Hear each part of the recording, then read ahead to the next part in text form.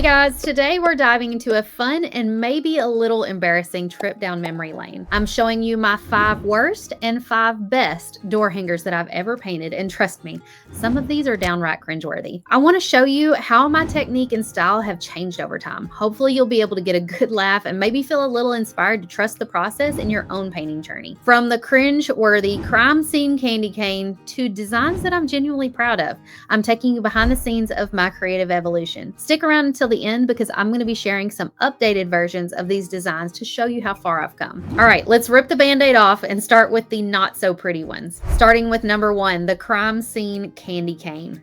Yikes.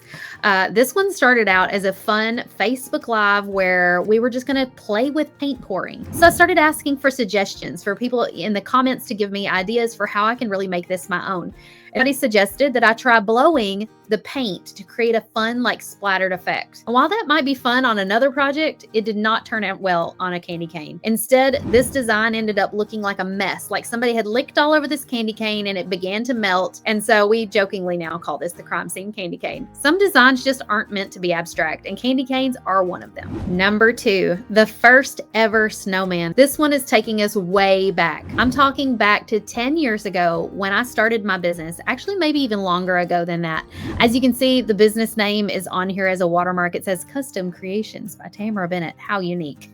This was a total newbie project. It had really rough wood, poor proportions, and high contrast colors. The story behind this one is that I wanted to teach a paint party in my home for some women. We called it a Pinterest party. I found a picture of a snowman door hanger online and thought, I can do that.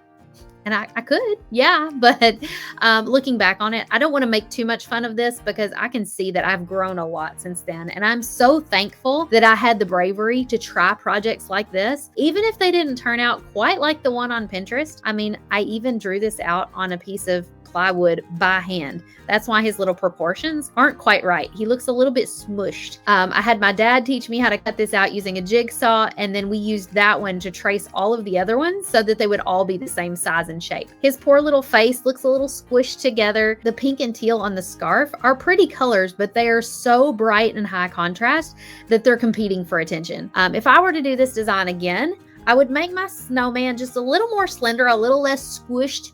I would space the facial proportions out just a bit, maybe make the eyes look a little more lively, and I would choose some softer pinks and teals for the scarf and hat. The lesson that I learned in this one is that proportions and color balance really matter, a lot. Now here's a snowman that I painted much more recently. It's the sock cap snowman. It's not his entire body, but you can see that I made the facial features a lot bigger to fill out his entire face. And then the color selections for the hat are a lot less bright and high saturation. They're a little bit softer, a little less competitive with one another. Next up, number 3, we have the overdone picnic basket. This was probably one of our very first projects we ever taught in the Painters Clubhouse. And I think I just tried to teach too many techniques at once with this one, and I really went overboard with the highlights. If you don't know what highlights are, it's those little white paint marks that you see where it looks like the light is bouncing off of something, and the light is bouncing off of almost every single detail in this design. It's really hard to know where to stop when you're putting highlights on a design, and as you can see, I was still learning that when I painted this design. So if you're struggling with that right now, don't worry, it does get better. The lessons that I learned in this one are that more detail isn't always better. It's about the right detail in the right places. As you can see, I taught a basket weave stencil design in the background. I did a gingham design on the fabric. I did grass. I've just got so many things going on. About 5 or 6 years later, I decided let's remix this picnic design because it's been in the clubhouse for a long time. And as you can see, this one is a lot less busy. The fabric doesn't really have a pattern to it, although that wouldn't be necessarily bad. It just doesn't need to be a very detailed fabric. The picnic basket doesn't have a basket weave design, but instead it has polka dots. And I tried to really lean into the shading on this design. And so you can see that I created a shadow underneath the fabric that's coming over the basket. And I think this one turned out a lot better. Although I'll leave you to judge. If you like the busier one, maybe that's more your style. As my style has evolved over the years, I've just learned that sometimes less is more. Number 5, the Home Sweet Home Strawberry. You might be wondering, what could she be finding wrong with this one? It looks amazing. I would say that most of this design I'm in love with. But the one thing that stands out to me when I look at this, above all else, is that blue in the background. Again, high saturation. I have learned much better how to choose colors over the years, and this overly saturated turquoise background is just overpowering the strawberries. So the lesson I learned in this one is that sometimes less is more, even with color. This is a much lighter, less turquoise, less saturated blue, and you can see that it complements the strawberry instead of competing with it. Okay, now that we've survived the worst, let's get to the ones that I'm actually very proud of. And this time I'm going to count down from 5 down to 1. Starting with number 5, the frogs on a lily pad. And some of you may be thinking, I've never seen this design before.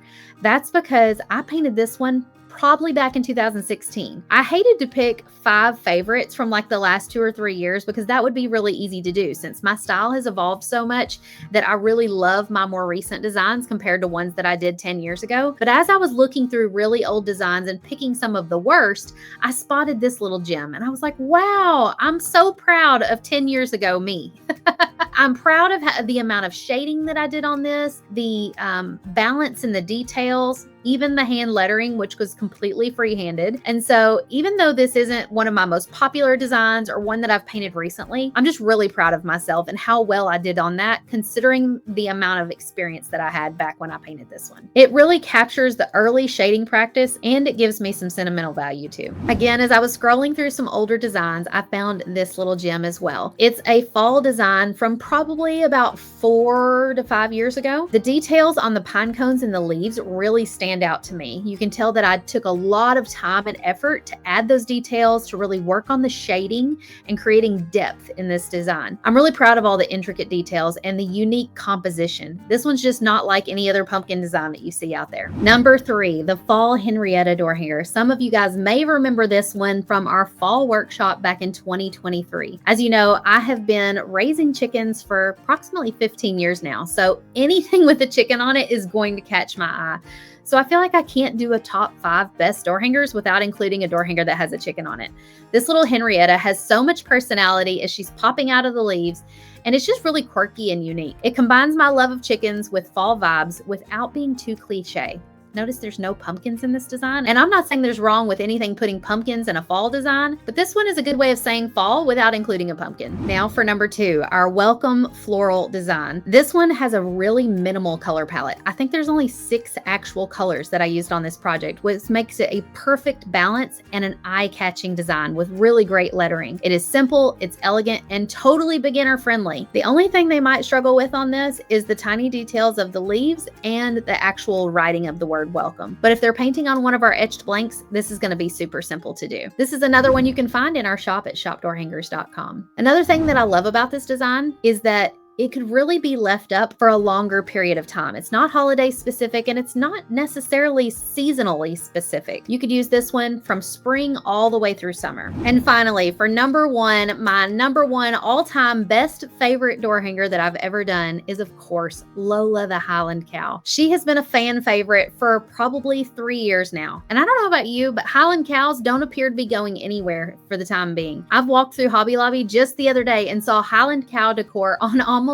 every aisle and for almost every occasion. It is the perfect mix of detail and trendiness. If you look closely, she's got a lot of details in her fur and in the flowers, and it's really an eye-catching design. It pops right off of this fun yellow door. So if you think painting a Highland cow design like this is something you'd be interested in, well, I've got a surprise for you. Coming up March 24th, we're going to open up our spring workshop for signups, and it's going to be a Highland cow design. Not this exact one, but pretty close. So if you like this one, you're going to love the one we're going to do in our spring workshop. Signups begin on March 24th. The workshop will take place April 15th and 17th.